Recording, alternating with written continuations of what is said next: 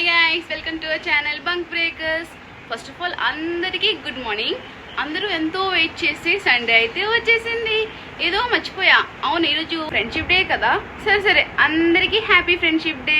ఒకప్పుడు ఫ్రెండ్షిప్ డేకి వేరే లెవెల్ డెడికేషన్ ఉండేది. 2 days ముందుగానే బ్యాండ్స్ కొనుక్కొని మళ్ళీ ఫ్రెండ్స్కి సపరేట్గా, బెస్ట్ ఫ్రెండ్స్కి సపరేట్గా ఆ రోజు మార్నింగ్ అయితే విష్ చేసి చాక్లెట్ ఇచ్చి బ్యాండ్స్ కట్టి వేరే లెవెల్ హడావిడి ఉండేది కదా. కానీ ఇప్పుడు అదేమీ లేదు.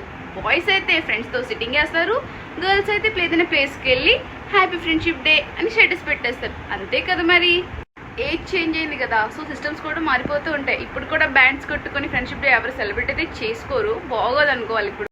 సరే, మరి మీ ప్లాన్స్ ఏంటి? ఫ్రెండ్షిప్ డేకి ఎక్కడికైనా వెళ్తున్నారా ఫ్రెండ్స్తో చిల్ అవ్వడానికి? నాకైతే ఏం ప్లాన్స్ లేవు. ప్లాన్స్ లేవంటే ఫ్రెండ్స్ లేరు అనుకోవద్దు, ఫ్రెండ్స్ అయితే చాలా మంది ఉన్నారు. కానీ నాకు ఎందుకో ఈ ఇయర్ ఇంట్లోనే నాతో నేను టైం స్పెండ్ చేయాలని ఉంది. నాకైతే ఎంతో ఇష్టంగా నేను చూసుకున్న నా డోరెమోన్ అయితే ఉన్నాడు. వీడే నా best friend. Meet him. Hi చెప్పండి అందరూ డోరెమోన్కి. నా డోరెమోన్ క్యూట్గా ఉన్నాడు కదా. సరే, ఎవరు డిస్ట్ పెట్టద్దు. సరే, మ్యాటర్లోకి వద్దాం. చాలామంది నేను విన్నాను, ఎప్పుడు అమ్మాయిలకి వంట రాదు, డాడ్స్ లిటిల్ ప్రిన్సెస్ అని కంపేర్ చేస్తూ ఉంటారు కదా. అమ్మాయిలు ఊరుకుందామా, మనం కూడా ప్రూవ్ చేద్దాం. నాకు కూడా వంట వచ్చు. సండే కదా, సో నాకు వచ్చిన కొన్ని ఐటమ్స్ అయితే నేను కుక్ చేసుకుని నేనే తినేస్తాను. ఎందుకంటే మళ్ళీ ఎవరికైనా తినిపించామనుకో, వాళ్ళకి నచ్చిస్తే మళ్ళీ చేయమంటారు. ఎందుకు మనకు తలనొప్పి, మనమే చేసుకుని మనమే తినేద్దాం. ఫైన్. ఫస్ట్ మార్నింగ్ బ్రేక్ఫాస్ట్కి ఏం చేద్దాం అనుకునే లోపు ఇంట్లో బ్రెడ్ అండ్ ఎగ్స్ కనిపించాయి. ఇంకా బ్రెడ్ అండ్ ఎగ్ కనిపిస్తే ఆటోమేటిక్గా మన మైండ్లోకి స్ట్రైక్ అయిపోద్ది కదా. అందరికీ నచ్చే and easy breakfast bread omelette. ఇంకా లేట్ చేయకుండా బ్రెడ్ ఆమ్లెట్ అయితే చేసేసాను.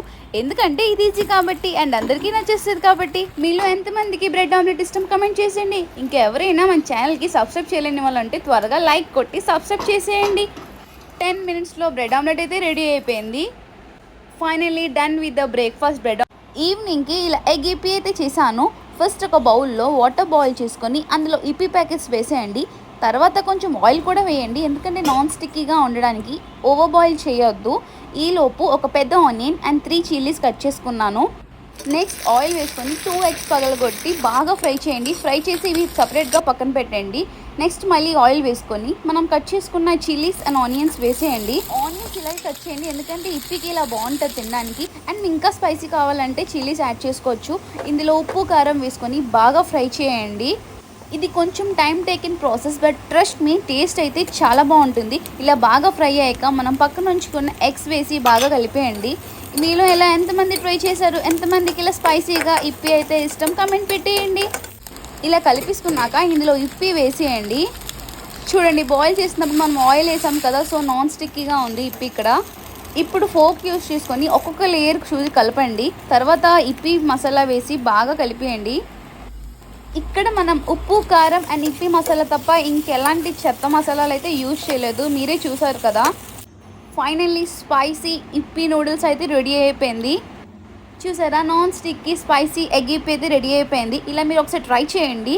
రుషికొండ ఎగ్ మ్యాగీతో కంపేర్ చేస్తే ద బెస్ట్. ఈ వీకెండ్ అయితే ఇలా స్నాక్స్తో కవర్ చేసేసాను.